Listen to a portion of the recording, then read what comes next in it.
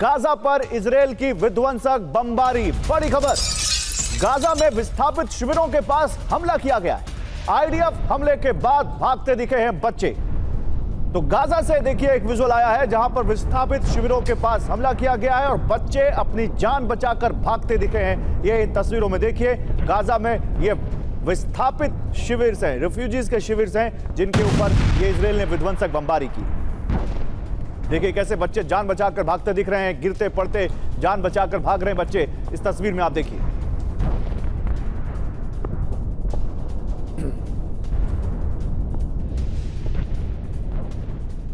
उधर दक्षिण लेबनान ले चलते हैं आपको। दक्षिण लेबनान में इजरायल ने विध्वंसक हमला किया है। दक्षिण लेबनान में फास्फोरस बॉम्ब से हमला किया गया है। जबल अली इलाके में हिजबुल्लाह के ठिकाने तबाह। फास्फोरस बम जो बहुत ज्यादा तापमान के साथ, बहुत ज्यादा गर्म तापमान के साथ टारगेट को हिट करता है और उसको जला के खाक कर देता है। देखिए ये फास्फोरस बम जिससे अटैक किया गया है। हिजबुल्लाह के ठिकाने तबाह किए हैं इस फास्फोरस बम से इजरायल। उत्तरी गाजा के जबालिया में भीषण जंग। नाहल इन्फेंट्री ब्रिगेड ने ऑपरेशन किया उत्तरी गाजा के जबालिया में। हमास के ठिकानों पर फायरिंग की है। देखिए नाहल इन्फेंट्री ब्रिगेड, ये आईडीएफ की एक इन्फेंट्री ब्रिगेड है जिसने हमास के ठिकानों पर उत्तरी गाजा के जबालिया में अटैक किया। दक्षिण लेबनान की आपको खबर दिखाता हूं। दक्षिण लेबनान में इजरायल ने महाविध्वंस किया है, महाविध्वंस। हिजबुल्लाह के ठिकानों पर भीषण बमबारी की है। 24 घंटे में हिजबुल्लाह के 20 से ज्यादा लड़ाकों की मौत हो गई इस हमले में।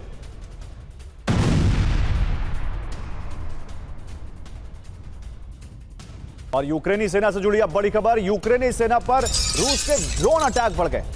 यूक्रेनी सैनिकों पर एफपीवी ड्रोन से डायरेक्ट अटैक किया जा रहा है। एफपीवी छोटे ड्रोन्स को कहा जाता है। देखिए ये छोटा ड्रोन कैसे आ रहा है और सेना को हिट कर रहा है। अटैकिंग ड्रोन पर यूक्रेनी सैनिक ने फायरिंग की लेकिन कोई फायदा नहीं हुआ क्योंकि जाकर उसको हिट कर दिया इस ड्रोन ने। ये विजुअल देखिए, बड़ा चौंकाने वाला है। और वॉर कैसे हो रही है इस आजकल के जमाने में, ये देखिए आप। सामने कोई दूसरा सैनिक बंदूक लिए नहीं बल्कि दूर बैठा कोई रिमोट से इस ड्रोन को ऑपरेट करता हुआ सैनिक है जो कैसे अपने टारगेट को हिट करता है। और जान बचाने की भी यहां पर बिल्कुल जान बचाने का वक्त नहीं मिलता सामने वाले सैनिक को। आसमान में रूस यूक्रेन का ड्रोन युद्ध, अब आपको ये दिखाते हैं। काउंटर अटैक में रूस का शाहिद ड्रोन ढेर हो गया। भारी पड़ा यूक्रेन का एफपीवी इंटरसेप्टर ड्रोन। यूक्रेन के ड्रोन ने रूस के ड्रोन का शिकार किया। ड्रोन वार, ये देखिए रूस यूक्रेन की वॉर ड्रोन वॉर में तब्दील हो चुकी है। कैसे दो ड्रोन आमने सामने आ रहे हैं। पहले आपने फिल्मों में या हमारे इन खबरों में भी देखा होगा कैसे दो फाइटर जेट सामने सामने आते थे जिसमें बैठ के लोग उसको चला रहे होते। अब यहां तो दूर कोई बैठा है और ड्रोन आमने सामने टकरा रहे हैं। रूस के चक्रव्यूह में फंसे यूक्रेन के 3 सैनिक। बड़ी खबर, लावारिस ट्रक में चढ़े यूक्रेनी सैनिकों पर अटैक। T-80 टैंक से रूस की फौज का हमला। यूक्रेनी सैनिकों पर भारी पड़ा रूस का प्लान। लावारिस ट्रक के झांसे में आकर मारे गए यूक्रेनी सैनिक।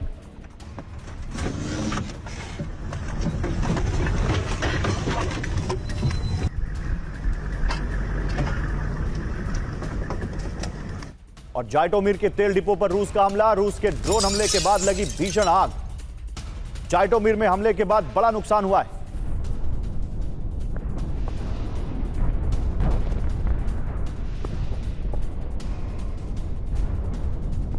इजरायल हमले के लिए तैयार, हाई अलर्ट पर इजरायल। पूरा देश हाई अलर्ट पर है। हॉर्मुज में ईरान का विध्वंस, खौफ में दुनिया। पहली खबर, इजरायल हमले के लिए तैयार। दूसरी तरफ हॉर्मुज में ईरान का विध्वंस, खौफ में दुनिया। तीसरा, अमेरिका ने मिसाइल, न्यूक्लियर मिसाइल का प्रोडक्शन बढ़ा दिया है। तो यह क्यों हो रहा है? हमले की तैयारी में ट्रंप। अल फुजैरा के पास अमेरिकी एयरफोर्स की मूवमेंट देखी गई है। शिप बोर्डिंग वाले इलाके में दिखी अमेरिकी मूवमेंट। अमेरिकी एयर रिफ्यूलिंग विमान की उड़ानें ट्रैक। फ्लाइट रडार 24 के डेटा में खाड़ी के ऊपर मूवमेंट दर्ज की गई है। तो क्या अमेरिका के राष्ट्रपति डोनाल्ड ट्रंप चीन से लौटते ही बड़े हमले की तैयारी में है? क्या एक और बड़ा हमला करने जा रहा है अमेरिका ईरान पर? क्या सीज फायर टूटने जा रहा है? पर की वायुसेना की रिवेट ज्वाइंट कर रही निगरानी। ईरान और हॉर्मुज के पास अमेरिकी स्पाई विमान देखे गए। ग्रीस के सौदा बे से उड़ान भरकर यह विमान पहुंचा। खाड़ी क्षेत्र में सिग्नल इंटेलिजेंस मिशन पर नजर है। अमीरात के वरिष्ठ अधिकारियों को लेकर पहुंचने की खबर है। ट्रंप के बीजिंग दौरे के बीच ये अहम उड़ान हुई है।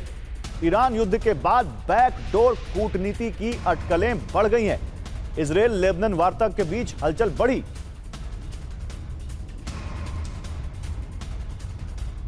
क्षेत्रीय सुरक्षा के लिए आसमान में गश्त बढ़ी है। सुपर अलर्ट मोड पर पश्चिम एशिया में तैनात F-16। ट्रंप के चीन रहते अमेरिकी एयरफोर्स का यह ऑपरेशन। तो अमेरिकी वायुसेना ने अपना एयर मिशन शुरू कर दिया है। क्षेत्रीय सुरक्षा के लिए आसमान में गश्त लगा रहे हैं अमेरिकी फाइटर जेट। करीब अमेरिकी मरीन्स का एक बड़ा सैन्य अभियान। सी हॉक हेलीकॉप्टर से उतरे अमेरिकी कमांडो। ईरान के खिलाफ अमेरिकी नाकाबंदी में 20 से ज्यादा वॉरशिप।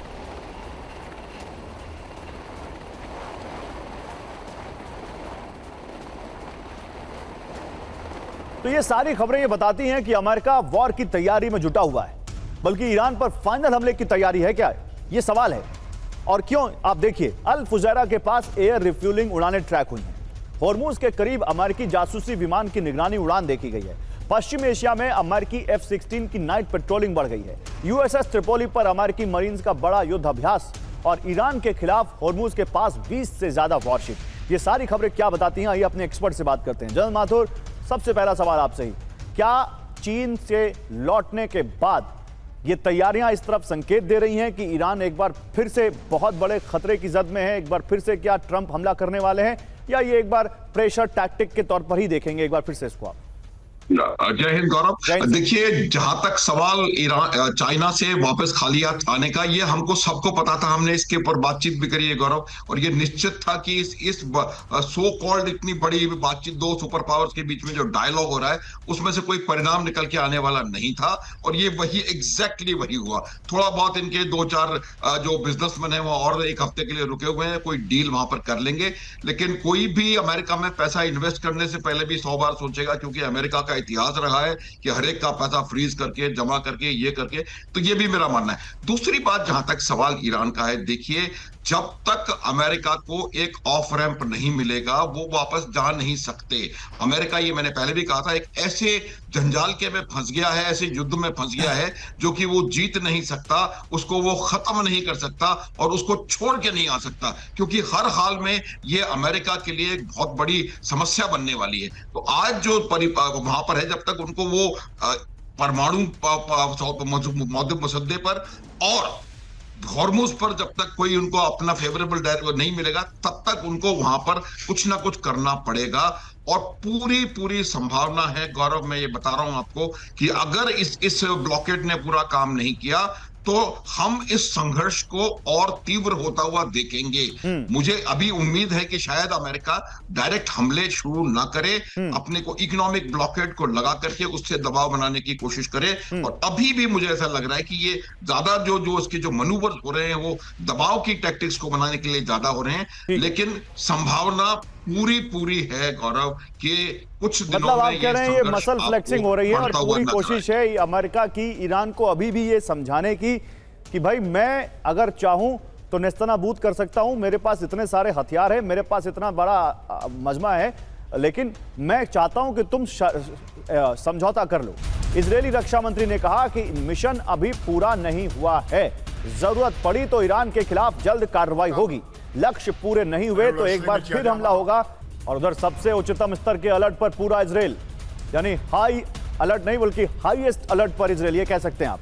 ट्रंप के चीन दौरे के बाद बढ़ाया सुरक्षा अलर्ट का स्तर। हाई अलर्ट पर इजरायली चैनल 12 का दावा, फिर से जंग की आशंका में रेडी टू अटैक मोड में है इजरायल की सेना। ट्रंप के चीन दौरे के बाद ईरान युद्ध का खतरा बढ़ गया है।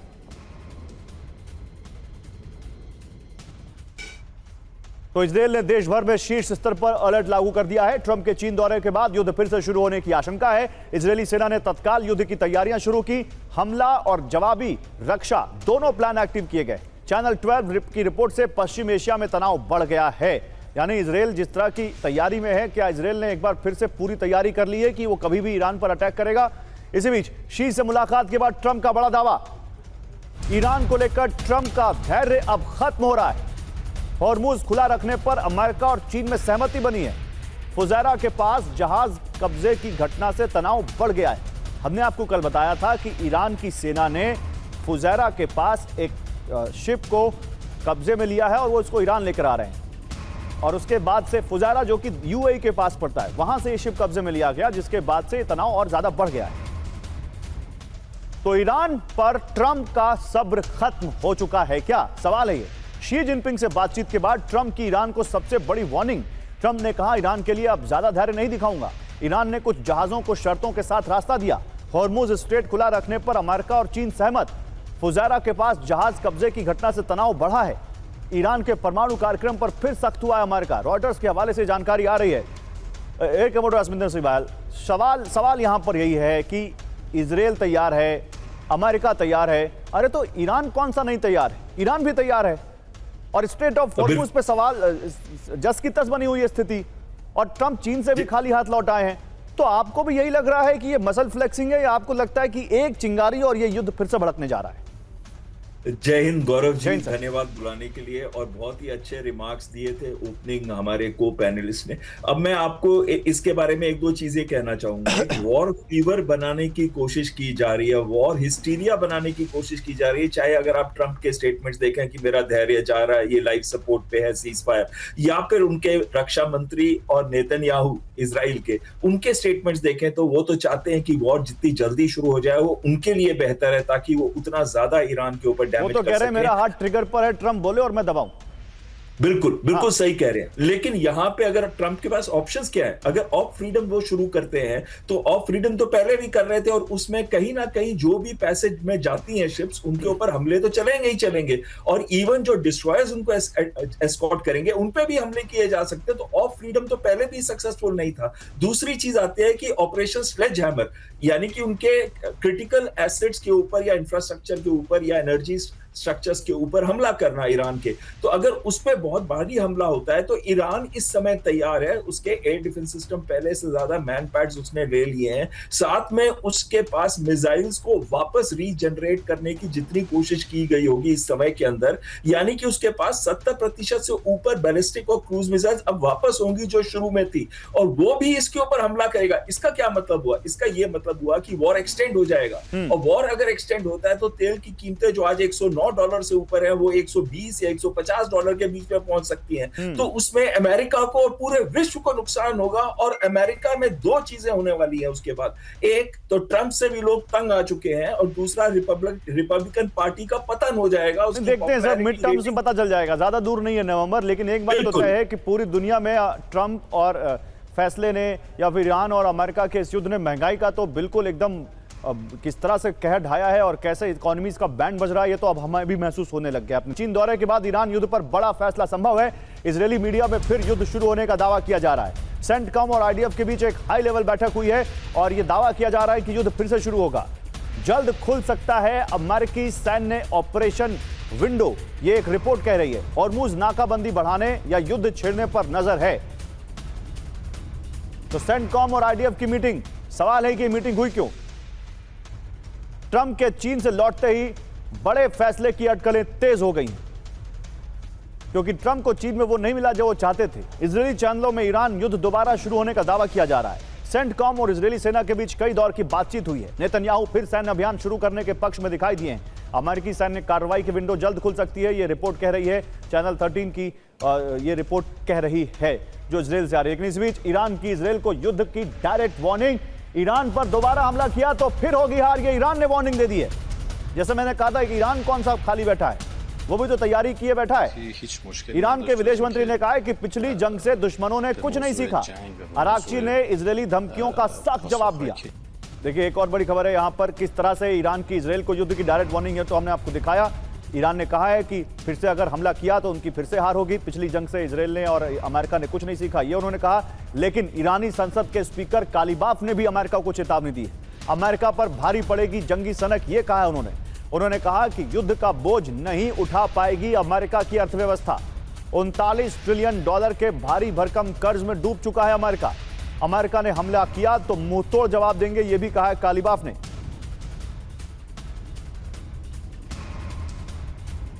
सुमेरा खान के पास चलते हैं। तो सुमेरा, जैसा कि मैंने अभी अश्विंदर सिंह बहल से कहा था कि तैयार अगर अमेरिका और इजरायल से हैं तो तैयार तो ईरान भी है। और ईरान के इन दो सबसे बड़े नेताओं का, अगर दो जो सबसे बड़े नेताओं में से जो दो नेता है, इन्होंने जो अगर ये बात कही है तो क्या ईरान भी तैयार है? ईरान के भी यहाँ पर जो ईरान की टोन है वो भी कह रहे हैं कि आओ दो हाथ हम कर लेंगे। तो क्या आपको भी लगता है कि ये वॉर आने वाले दिनों में फिर से छिड़ सकती है? आपका असेसमेंट क्या कहता है? देखिए गौरव, जब हम इस वक्त ये बात कर रहे हैं उस वक्त ईरान के विदेश मंत्री सैयद अब्बास आरागची दिल्ली में एक प्रेस कॉन्फ्रेंस कर रहे हैं। उस प्रेस कॉन्फ्रेंस में भी उन्होंने एक बार फिर ये बात दोहराई है कि हमारे ऊपर अगर आप कोई मिलिट्री एग्रेशन करेंगे तो उसका जवाब हम वैसे ही देंगे जैसा हमने अब तक दिया है।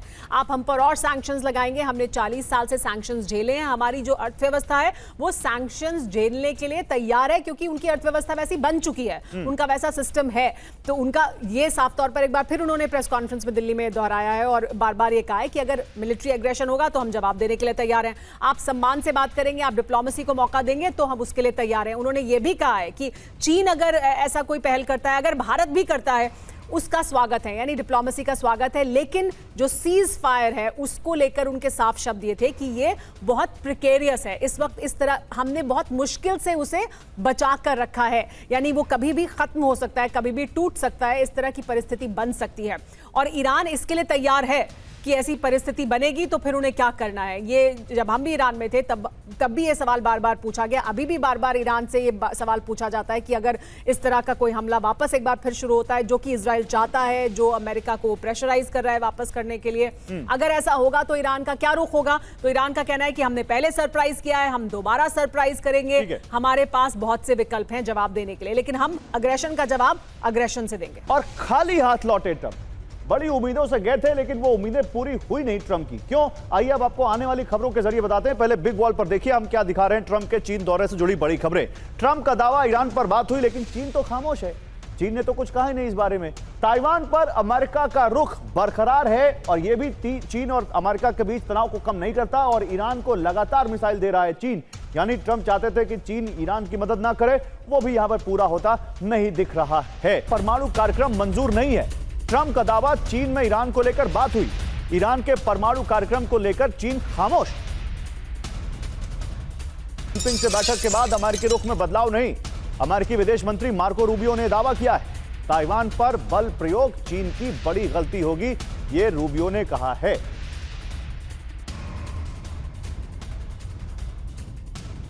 तो ताइवान के साथ अमेरिका अभी भी है।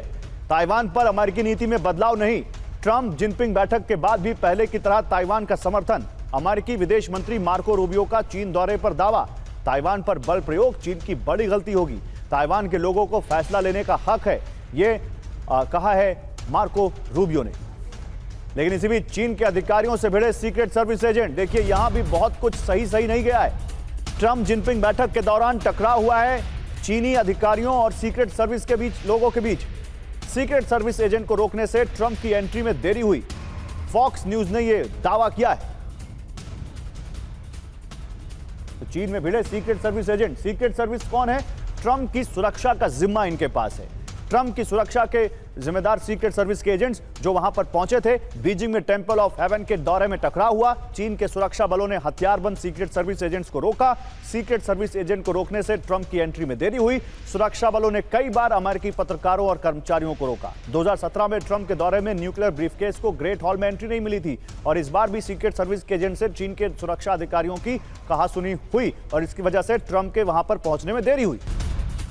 और यह खबर सुनिए, बहुत दिलचस्प है। निजी फोन, लैपटॉप चीन नहीं लेकर आई ट्रंप की टीम, लेकर ही नहीं आए। टीम मेंबर्स को क्लीन डिवाइस इस्तेमाल करने का निर्देश दिया गया। मस्क और टिम कुक ने इस्तेमाल किया टेम्पररी डिवाइस। देखिए और आप समझिए, ये वो दो लोग हैं जो दुनिया में टेक्नोलॉजी के सबसे बड़े पुरोधा माने जाते हैं। टिम कुक जो कि आईफोन बनाने वाली कंपनी एप्पल के सीईओ, और उधर मस्क जो स्पेस एक्स के कंपनी के मालिक हैं, वो टेस्ला जैसी कंपनी के मालिक हैं। वो यहां पर अपने अपने फोन लेकर नहीं आए चीन में। फॉक्स न्यूज की रिपोर्ट में दावा है सब क्लीन डिवाइसेस लेकर आए। क्लीन डिवाइसेस मतलब वो जो इनके फोन रेगुलर यूज करते हैं वो चाइना लेकर ही नहीं आए। वो क्लीन फोन्स लेकर आए, नए फोन्स लेकर आए, टेम्पररी डिवाइसेस लेकर आए। और इसीलिए कहा जा रहा है कि यह ऐसा क्यों हुआ? क्योंकि चीन में जासूसी का डर था। चीन दौरे में सीक्रेट डेटा सुरक्षा के लिए बनाया गया प्रोटोकॉल। निजी फोन, लैपटॉप चीन नहीं लेकर गई ट्रंप की टीम। सभी टीम मेंबर्स को क्लीन डिवाइस इस्तेमाल करने का निर्देश दिया गया। एलॉन मस्क और टिम कुक समेत सभी सीईओज को टेम्पररी डिवाइसेस दिए गए। फोन और लैपटॉप से हार्डवेयर टेम्परिंग और हैकिंग का डर था। इनफैक्ट यहां तक कहा गया कि वो चीन में अगर अपने फोन या डिवाइसेस चार्ज कर रहे हैं तो ध्यान से, क्योंकि उससे मैलवेयर टेम्परिंग हो सकती है उनके फोन में। जनरल माथुर, आप जब किसी के साथ जाते हैं, किसी के साथ बात करते हैं, तो एक माहौल बनता है, आप वहां पर म्यूचुअल अंडरस्टैंडिंग और म्यूचुअल ट्रस्ट का माहौल बनाते हैं और तब लगता है कि चीजें आगे बढ़ रही हैं। ट्रंप के दौरे से पहले ही और ट्रंप के दौरे के दौरान बार बार ऐसी खबरें आ रही हैं जहां लगता नहीं कि दोनों एक दूसरे पर ट्रस्ट कर रहे हो, ट्रस्ट बिल्डिंग हो रही हो। फिर यह दौरा किया क्यों ट्रंप ने? और ऐसी खबरें चाहे छोटी हो, चाहे सीक्रेट सर्विस का लड़ना हो, चाहे ये टेम्पररी डिवाइसेस का लेकर जाना हो, यह बताता है कि कितना ज्यादा डिस्ट्रस्ट है दोनों का, बिल्कुल ट्रस्ट का, म्यूचुअल ट्रस्ट का माहौल नहीं है। ऐसे में किसी एक मुद्दे पर दोनों पहुंच पाए, ये तो पहले से बड़ा मुश्किल लगता है। गौरव, ये मैं थोड़ी देर पहले भी यही कह रहा था कि बिल्कुल संभावना कोई जरा सी भी इस केस का कोई रेजोल्यूशन निकल करके या कोई भी इसका कंक्लूजन निकल करके आएगा, इसकी संभावना निल थी। आप देखिए किस प्रकार के स्टेटमेंट्स उसके जाने से पहले एक अमेरिका से खबर निकल करके आई थी कि चाइनीज कंपनीज जो है वो सीक्रेटली उनको आर्म्स, एम्युनिशन, मिसाइल टेक्नोलॉजी ये सब सप्लाई कर रही हैं। ये तमाम चीजें जो होती हैं, ये कहीं ना कहीं ये इस प्रकार का प्रयास करने की कोशिश होती है कि आप जब बातचीत करें तो थोड़ा सा आप अपनी स्ट्रेंथ में बातचीत करें। एक तो आज कल सुबह जब बातचीत होने वाली थी उसके पहले एक उन्होंने ओपिनियन पोल निकाल करके दिखाया। ये सब तमाम चीजें जो होती हैं ये भी दबाव डालने का प्रयास होता है। और उस ओपिनियन पोल कहां तक क्या था कि साउथ चाइना टाइम्स में कि भाई China is starting the talks on a better footing, और 84% लोगों ने कहा हाँ। तो ये भी कहीं ना कहीं मैनिपुलेटेड चीजें होती हैं, और ये तमाम चीजें इस बात को इंडिकेट कर रही थी कि कहीं भी कोई भी ट्रस्ट नहीं है। और आपके चैनल ने बहुत बेहतरीन तरीके से समझाया था कि उनके टीज क्या हैं, उनके बीज क्या हैं, और कभी भी वो किसी भी चीज के ऊपर आगे आने वाले नहीं थे। शी जिनपिंग ने बिल्कुल क्लियर कर दिया है कि ताइवान के बारे में मैं आपकी कोई बात सुनने वाला हूं नहीं। तो मैं एक छोटा सा सवाल एयर कमोडोर अश्विंदर सिंह बहल से लूंगा। एयर कमोडोर बहल, एक लाइन और, अच्छा, एक लाइन और, हाँ, कि जो आगे निकल करके चीन किसी भी कीमत पर ये होर्मुज या ईरान के मुद्दे पर आगे निकल करके आकर के कोई मदद नहीं करेगा, ये आप लिख के रखें। एयर कमोडोर अश्विंदर सिंह बहल, हमारे यहाँ एक कहावत कही जाती है, चौबे जी गए थे, छब्बे बंदे दूबे बन के आ गए। क्या ट्रंप के इस दौरे को ऐसे देख सकते हैं, बड़े बड़े वादे करके गए थे और कुछ नहीं मिला, या कुछ मिला? देखिए, ट्रंप गए थे एज अ एग्जिस्टिंग पावर, लेकिन चीन ने उनको कैसे ट्रीट किया? उनको जी ने ट्रीट किया राइजिंग पावर की तरह नहीं, एज अ पीयर ट्रीट किया। उन्होंने दर्शाया कि हम स्टेबलाइजिंग फोर्स है विश्व के अंदर, और डिस्टेबलाइजिंग फोर्स जो है वो यूएस है।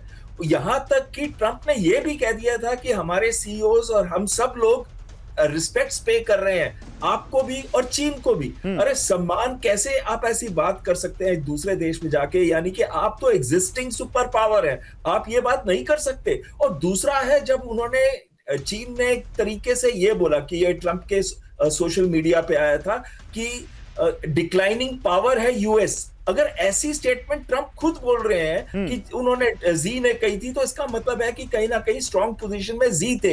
एक थ्रू साइडाइज ट्रैप कहा जाता है, यानी कि जो राइजिंग पावर है और जो एग्जिस्टिंग सुपर पावर है, उन दोनों के बीच में युद्ध होने के बहुत बड़े संभावना होते हैं। ये चीन ने बताया नहीं, लेकिन कल जो शी जिनपिंग ने थिसीडियस थ्योरी की बात की थी, क्या जिनपिंग ये कह रहे हैं कि छोटे छोटे ताइवान, तेहरान जैसे अपने डिस्प्यूट्स को किनारे करके एक ब्रॉडर पिक्चर देखो, साथ आओ? और क्या इस दौरे को ऐसे देख सकते हैं कि बर्फ तो पिघली है कम से कम? ट्रंप ने ये कोशिश तो की है जल्दी से 20 सेकंड में। हाँ, ये एक मोस्ट कॉन्सिक्वेंशियल रिलेशनशिप जो दोनों बोलने की कोशिश कर रहे थे, और अगर दोनों बड़ी सुपर पावर्स एक साथ मिलकर काम करती हैं तो पूरा विश्व डेवलप करेगा। हाँ। यहाँ पे मैं बस एक चीज कहना चाहता हूँ, एक लास्ट लाइन ब्रैड कूपर की।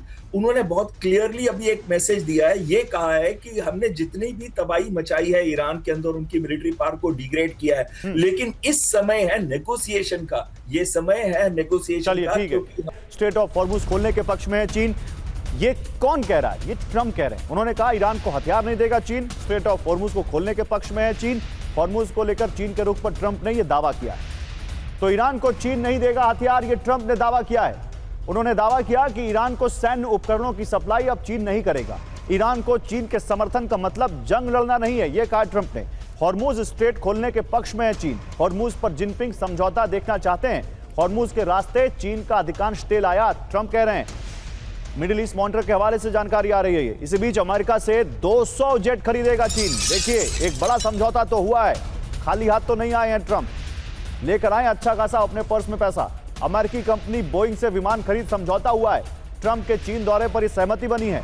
अमेरिकी मीडिया से ट्रंप ने दावा किया है। ट्रंप के साथ बीजिंग में थी बोइंग की सीईओ केली आर्टबर्ग। तो ये कमर्शियल जेट्स हैं जिनका यहां पर 200 बोइंग जेट्स का समझौता हुआ है चीन के साथ। और दुनिया में बड़ी न्यूक्लियर हथियारों की होड़। बड़ी खबर, अमेरिका तेजी से बढ़ा रहा है परमाणु हथियार भंडार। कोल्ड वॉर के लेवल तक अमेरिका में न्यूक्लियर वेपन प्रोडक्शन। चीन ईरान से बढ़ते परमाणु खतरों के बाद यह प्रोडक्शन बढ़ाया अमेरिका ने। US energy secretary Chris Wright के हवाले से फॉक्स न्यूज का दावा। तो अमेरिका की न्यूक्लियर तैयारी, कोल्ड वॉर के बाद सबसे तेज nuclear weapon production, nuclear weapon और प्लूटोनियम पिट्स की सबसे तेज सप्लाई। अमेरिकी सेनेट कमेटी से अमेरिकी एनर्जी सेक्रेटरी क्रिस राइट का दावा। अमेरिका को चीन ईरान से परमाणु खतरा बढ़ा, यह क्रिस राइट ने कहा है। चीन से परमाणु होड़ में पिछड़ने का जोखिम नहीं ले सकते। अमेरिका के पास 3700 एक्टिव न्यूक्लियर वेपन्स हैं, यह जानकारी आ रही है। इसी बीच चीन की तैयारी से डरा अमेरिका। न्यूक्लियर फोर्स को तेजी से अपग्रेड कर रहा है चीन। चीन में सैकड़ों नई मिसाइल साइलों का निर्माण, mobile missile system, nuclear submarine का निर्माण। चीन में 2030 तक 1000 से ज्यादा एक्टिव न्यूक्लियर वेपन्स, एक साल में 100 नए परमाणु हथियार बना रहा है चीन, ये सीपरी कह रहा है। चीन में अभी करीब 600 परमाणु हथियार हैं, यह भी दावा फॉक्स न्यूज ने किया है। गाजा, लेबनान और सीरिया में बफर जोन बना लिए हैं इजरायल ने। पश्चिम एशिया में दुश्मनों के घर में घुसकर हमला किया।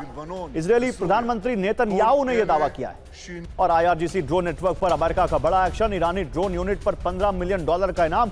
अमेरिका ने 6 लोगों की मांगी जानकारी। टारगेट पर आईआरजीसी क्वाड फोर्स की किपास यूनिट।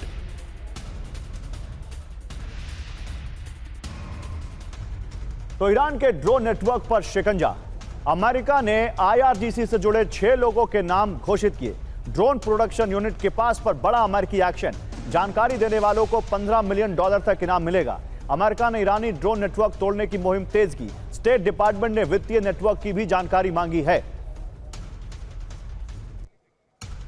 तो सुमेरा खान के पास चलेंगे, लेकिन उससे पहले यह खबर दिखा दें आपको। हॉर्मुज में ईरान की सैन्य तैनाती बढ़ गई है। ईरान की नेवल फ्लीट का बड़ा एक्शन। हॉर्मुज में ईरान की स्पीड अटैक बोट एक्टिव हो गई हैं। Machine gun, anti ship missile, drone से लैस हैं बोट। रॉकेट और माइंस के साथ एक्शन में बोट। तो ईरान का नया वॉर प्लान देखिए आप। हॉर्मुज में ईरान की स्पीड अटैक बोट का झुंड दिखा है। हॉर्मुज में आईआरजीसी की 342 बोट्स हमले के लिए तैयार हैं। निगरानी वाले रास्तों पर 342 naval boats active. Shipping root पर ईरान की पहले से मजबूत पकड़। हॉर्मुज में आईआरजीसी का सैन्य ऑपरेशन पहले से तेज। सुमेरा, मुझे ट्रंप का ट्रुथ सोशल पर वो पोस्ट याद आ रहा है जहां वो कह रहे थे बाय बाय स्पीड बोट्स, और यहां ईरान ने 342 बोट्स दिखा दी सामने।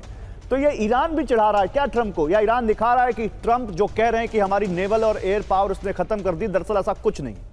देखिए, ये तो जो ट्रंप कह रहे हैं वो ईरान उसी का जवाब दे रहा है कि देखिए इतनी हमारी स्पीड बोट्स हैं, और ईरान ये असर्ट बार बार करने की कोशिश भी कर रहा है और दिखा भी रहा है। देखिए, अभी तक भी नहीं पास हो पा रहे हैं बोट्स बिना ईरान की मर्जी के। यानी जो अमेरिका का ब्लॉकेड है वो इतना इफेक्टिव नहीं है कि वो हर बोट को रोके। साथ ही चीन के लिए जो तेल रवाना हुआ है इराक के पोर्ट से, उसे जाने दिया गया है। वो शायद इस वजह से भी क्योंकि खुद डोनाल्ड ट्रंप चीन में मौजूद थे, और इस वजह से एक ऑलिव ब्रांच की तरह ये। तुम्हारा देखिए, अभी आपने ईरानी विदेश मंत्री की प्रेस कॉन्फ्रेंस का रेफरेंस दिया था। एक बड़ा मुद्दा या एक बड़ी खबर वहीं से आ रही, जरा दिखा दें। ईरानी विदेश मंत्री अराक्ची ने बड़ा बयान दिया है। हमें अमेरिका से बातचीत का संदेश मिला है, अराक्ची ने कहा है, भारत पे कहा है। उन्होंने कहा कि अमेरिका बातचीत को जारी रखना चाहता है और शांति बहाली में चीन की मदद का स्वागत है। चीन से हमारे अच्छे संबंध हैं। सुमेरा, तो अराक्ची अपनी प्रेस कॉन्फ्रेंस में यह कहते हुए कि बातचीत के लिए भी बैक चैनल बातचीत जारी है, और चीन से भी अगर कोई बात हमें सपोर्ट मिलता है, तो मतलब ईरान ये बता रहा है दुनिया को कि हम बातचीत के लिए तैयार हैं। जी हाँ, क्योंकि गौरव उनसे ये सवाल पूछा गया था कि चीन में ये कहा है, जब ट्रंप वहाँ गए हैं तो वहाँ से ये खबरें निकलकर सामने आई हैं कि डोनाल्ड ट्रंप ने कहा कि चीन अगर मदद करेगा, चीन से उन्होंने कहा, तो चीन की तरफ से कहा गया, शी जिनपिंग की तरफ से, कि वो ज़रूर मदद करना चाहेंगे। स्ट्रेट ऑफ हॉर्मूज पर उन्होंने कहा कि वो चाहते हैं कि वो खुला रहे, मिलिटराइजेशन ना हो पर्शियन गल्फ का और स्ट्रेट ऑफ हॉर्मूज का। तो देखिए, इनमें से दो मुद्दे, मिलिटराइजेशन ना हो स्ट्रेट ऑफ हॉर्मूज का और पर्शियन गल्फ का, ये तो ईरान भी चाहता है। वो भी कह रहा है कि मिलिट्री यहाँ पर नहीं होनी चाहिए, अमेरिकन मिलिट्री यहाँ पर नहीं होनी चाहिए, स्ट्रेट ऑफ हॉर्मूज खुला रहे। ये तो अब्बास अराक्ची या ईरान भी कह रहा है कि हम चाहते हैं खुला रहे, यानी यहाँ से जल्द हालात नॉर्मल हो और यहाँ से शिप्स गुजरें। लेकिन अब स्ट्रेट ऑफ हॉर्मूज ईरान के मुताबिक वैसा नहीं रहने वाला है जैसे पहले था। लोग उसे, दुनिया उसे टोल कह रही है, वो उसे टोल नहीं कह रहे हैं, वो कह रहे हैं कि हम एक सर्विस प्रोवाइड करेंगे, आप हमारे इलाके से निकलेंगे, इसलिए आपको उसके लिए कुछ चुकाना होगा। तो हालात बदल चुके हैं। लेकिन चीन अगर मदद करेगा, ईरान की तरफ से, अब्बास अराक्ची की तरफ से कहा गया कि चीन हमारा मित्र है, चीन हमारा शुभचिंतक है, और चीन जो कहेगा या चीन अगर कोई डिप्लोमेटिक मदद करता है, बात करता है, तो हम उसके लिए तैयार हैं, क्योंकि वो हमारा हितैषी है। और ये भी उन्होंने कहा कि सिर्फ चीन ही नहीं, अगर भारत भी ऐसा करता है, क्योंकि भारत से भी उन्हें उम्मीद है कि भारत एक और बड़ा रोल अदा कर सकता है, अगर भारत भी ऐसा कुछ करता है तो उसका भी ईरान की तरफ से स्वागत होगा। भारत से भी उनके जो संबंध है वो इस तरह के हैं कि वो भारत की पहल को भी स्वागत के रूप में देखेंगे। वर्ल्ड कप पर ईरानी स्लीपर सेल कर सकता है हमला। कौन सा world cup? FIFA world cup. पूर्व एफबीआई एजेंट ने ट्रंप को खतरे से आगाह किया है। ईरान को मदर ऑफ ऑल बॉम्ब से वार्निंग देने की मांग की है। अमेरिका में पहले से स्लीपर सेल के मौजूद होने का दावा। फॉक्स न्यूज रिपोर्ट में ईरानी हमले की आशंका।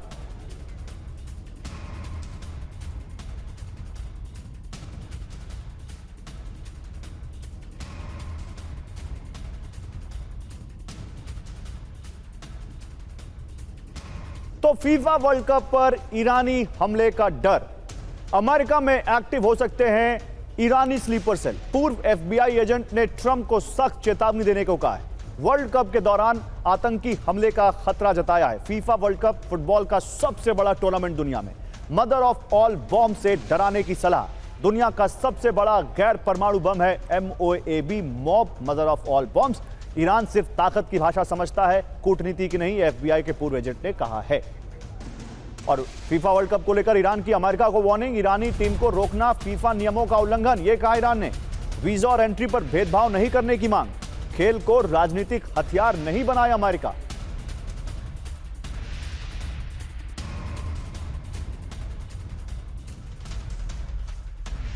तो फीफा वर्ल्ड कप पर अमेरिका वर्सेस ईरान।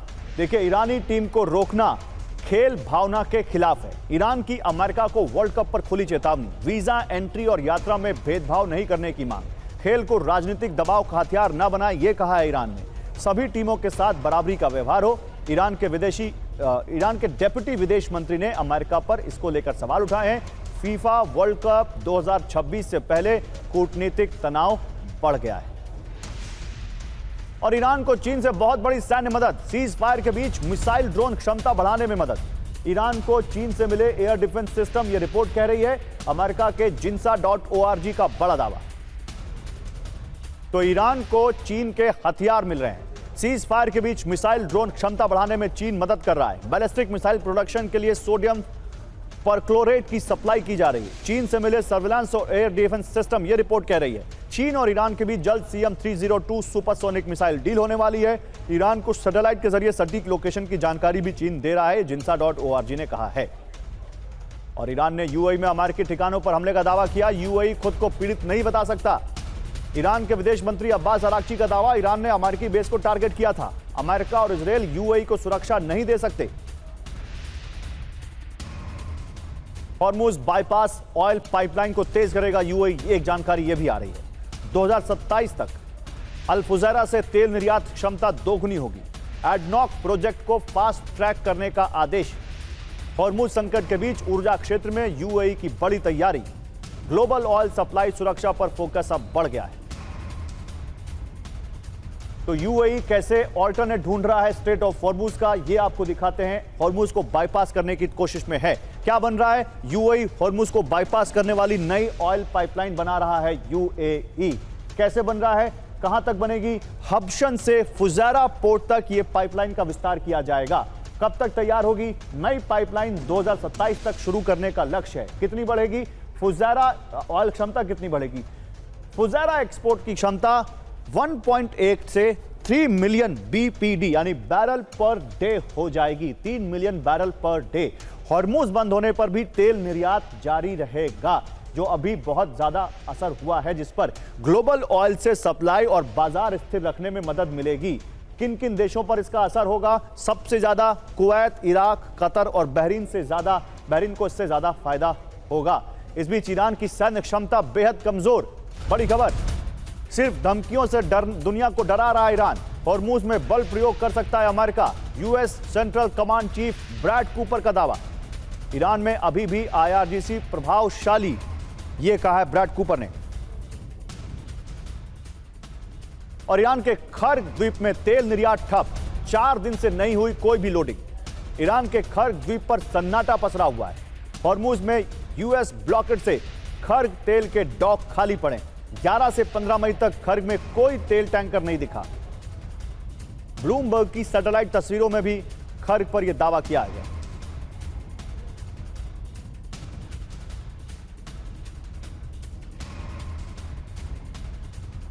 और हॉर्मुज स्ट्रेट में खतरा और बढ़ गया है। हॉर्मुज में एक और कार्गो शिप जब्त किया गया है। कार्गो शिप पर IRGC ने कब्जा किया। हॉर्मुज में एक शिप जब्त, दूसरा डूब गया। CTV न्यूज के हवाले से खबर। तो जहाजों पर खतरा, हॉर्मुज में तनाव बढ़ा। UAE के पास एक और जहाज जब्त, दूसरा जहाज हमले के बाद डूबा। ईरान ने हॉर्मुज पर कंट्रोल बताया। IRGC के टारगेट अमेरिका से जुड़े टैंकर हैं। 2200 शिप और 20,000 नाविक फंसे। और UAE के पास होंडुरास फ्लैग वाले जहाज पर कब्जा। हुई चुआन शिप में गोला बारूद स्टोर था। IRGC ने फ्लोटिंग आर्मरी शिप पर कब्जा किया। UAE के फुजारा पोर्ट से 70 किलोमीटर दूर शिप पर कब्जा। BBC वेरीफाई के हवाले से खबर।